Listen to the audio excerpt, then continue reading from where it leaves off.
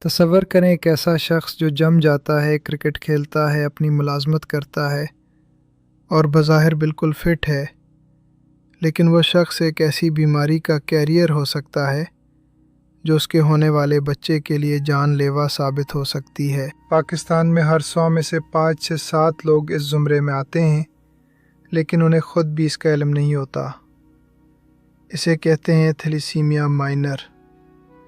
آج ہم سمجھیں گے کہ مائنر اور میجر میں فرق کیا ہے اور یہ جاننا آپ کے لیے کیوں ضروری ہے۔ تھیلیسیمیا مائنر کوئی بیماری نہیں ہے، بلکہ یہ ایک خاصیت ہے۔ ایسے لوگوں میں خون بنانے والا ایک جین نارمل ہوتا ہے اور ایک متاثرہ۔ ان کا جسم کافی حد تک نارمل خون بناتا ہے، اس لیے انہیں نہ خون لگوانے کی ضرورت پڑتی ہے اور نہ ہی ان کی زندگی پر کوئی اثر پڑتا ہے۔ مسئلہ تب شروع ہوتا ہے جب انہیں یہ پتہ نہیں ہوتا کہ وہ مائنر ہیں، کیونکہ اس کی کوئی ظاہری علامت نہیں ہوتی۔ وہ خود کو بالکل تندرست سمجھتے ہیں اور یہی وہ لا علمی ہے جو اگلی نسل کے لیے خطرہ بنتی ہے۔ دوسری طرف ہے تھیلیسیمیا میجر۔ یہ وہ بچے ہیں جنہیں ماں اور باپ دونوں سے متاثرہ جینز مل جاتے ہیں۔ ان کا جسم خون بنانے کی صلاحیت سے بالکل محروم ہوتا ہے۔ میجر کے مریض کو پیدا ہونے کے چند ماہ بعد ہی ہر 15 سے 20 دن بعد خون لگوانا پڑتا ہے۔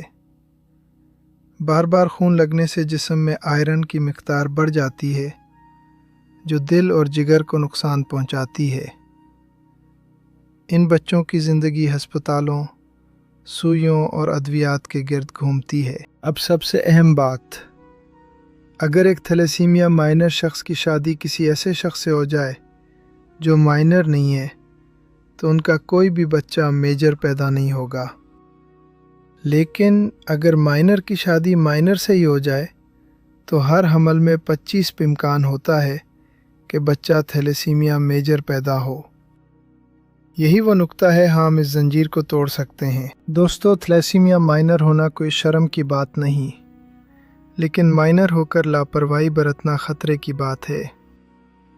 آپ کو بس ایک سادہ سا ٹیسٹ کروانا ہے جس کا نام ہے HB الیکٹروفوریسس۔